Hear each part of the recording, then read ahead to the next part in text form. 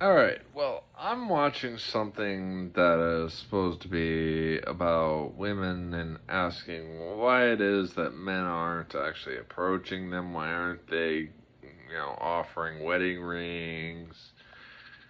You know what? There was one time I told a group of people that, first and foremost, women actually expect a 750 million carat diamond ring in order to, feel like they're actually appreciated. Now, let me go ahead and I'll give you an idea of exactly what the hell is wrong with all of that.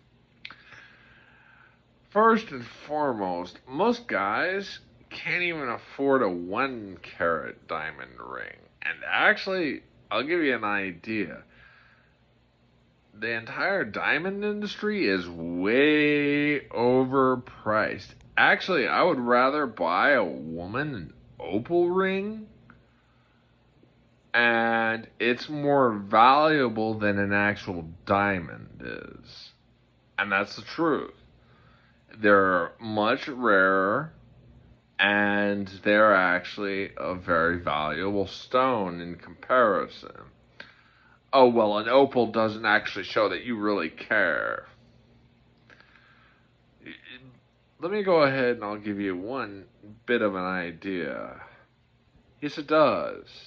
As a matter of fact, an opal is a very beautiful gem that you actually can look into and see uh, basically really what the universe is around you. And like there's something that's called a fire diamond opal.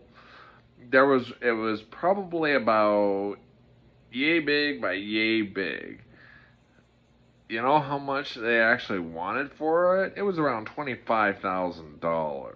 Now, I'll go ahead and I'll tell you, the exact same size of diamond was about $2,000. So, these women that are actually sitting here bitching about men not giving diamond rings and all this other crap and wedding rings, first and foremost, you know, a lot of guys aren't actually even able to afford a wedding ring for themselves. So they have to actually sit here and throw a whole shitload of money towards you, pardon my French. And let me go ahead and I'll actually explain this.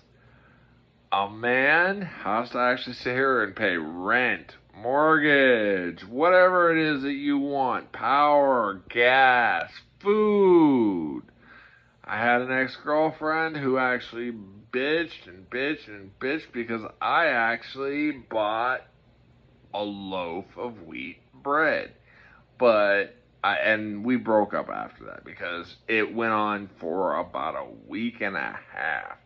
And so she just wanted to keep fighting because her kids loved white bread. And I was just like, okay, I've had enough. Goodbye. Seriously. And then she got really upset at me because you're just gonna throw me away like that? I'm like, if you're arguing about me buying wheat bread for, 6 days, 7 days, I don't even know. It was so long ago. Then, yeah, bye.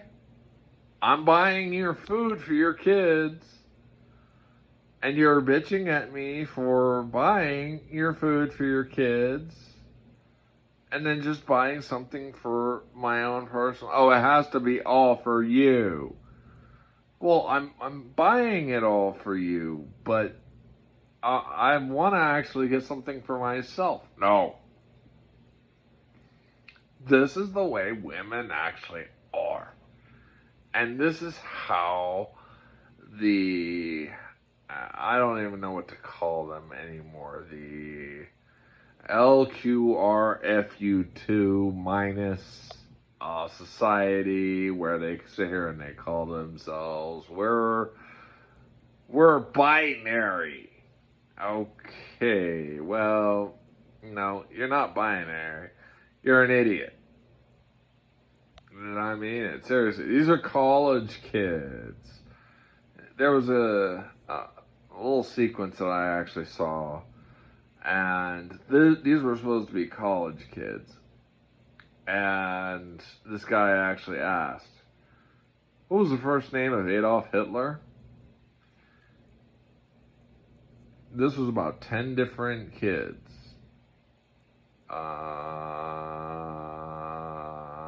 I don't know.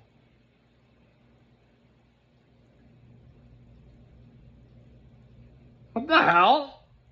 Are you effing kidding me? I bet you if they actually sat there and said, what's the name of Snoop Dogg? Oh, Snoop. You know, it's just like, okay, our entire mindset has started to actually really drop, especially when it comes to kids. They're being taught, well, I'm learning women's sexual liberation, and I'm in my 4th semester of it. Okay, so what really is wrong with women? What do you mean? This is all about men. Okay. Girl, I took sociology, alright? And I'll go ahead and I'll say this. I took sociology. And, you know, my sociology teacher actually sat there and said, okay, I want you guys to do a true study of something that's wrong with television shows and all this. And I chose to actually choose Friends. Okay? I did research on it. Now, for each of them to be able to live in their apartments in New York City, it was going to cost around $50,000 for each month. And these women are sitting here saying, well, I want a man that makes $500 million. Okay, well, then you actually need to go and you need to get into an apartment, pay for the apartment. No roommates. Get into an apartment, pay for the apartment by yourself, pay for the power, the gas, and pay for everything yourself. Then you'll start understanding exactly what the F is wrong with how TV represents the falsities and the farcities of what our society is today. I'm telling you, I actually looked it all up and basically how much it was going to cost where they were living at was going to be around $50,000 a month. Now, I want you to actually sit here and think about this. An out-of-work actor, somebody who just works as a coffee and tea servant, aren't going to be able to pay for that. And that's reality. And these kids are just living in, oh, well, I should be able to actually move there. No. I'm sorry, no. You're just acting like a bunch of idiots that are running around here saying, well, I deserve this. No, you don't. Sorry. I don't give a shit if your parents have 10 billion goddamn dollars. You should actually basically take care of yourself as soon as you graduate from high school. I did, and I learned exactly how to keep myself financially secure. But you people, and a lot of these kids that are actually sitting here, oh, well, we're millennials. We're entitled to this shit. No! Stop! And I mean seriously, stop. You're not entitled to actually move in Central Park West for $5 an effing month. I actually joke about this all the time because I like sports cars. And these guys are sitting here saying, we have this car, it's running at about $595,000, deposit, and it'll be delivered within a week. I'll keep sending exactly what basically they have on for infomercials on TV.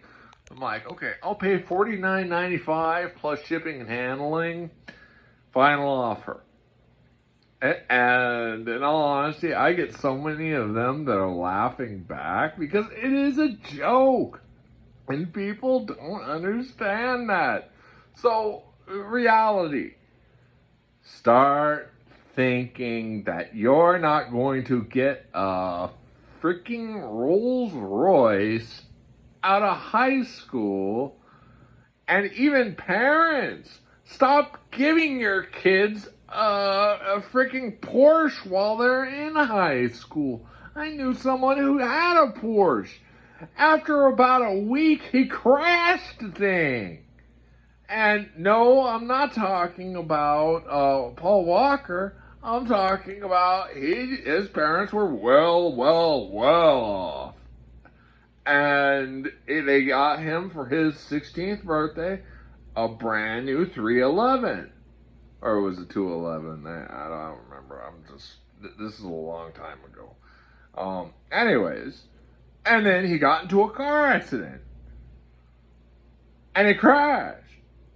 And so what happened was they bought him just a regular straight car.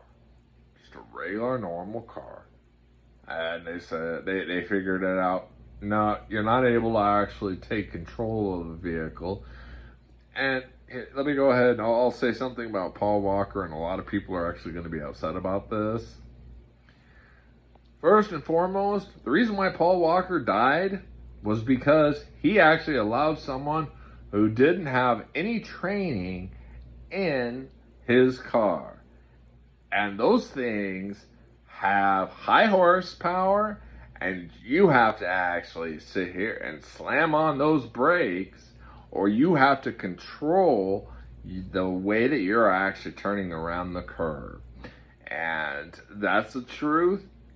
Get any kind of, simulator for a car, and that's just the way that you'll actually be able to, in my eyes, that's the way that you're going to be able to actually afford a Porsche, afford like a Ferrari, or afford a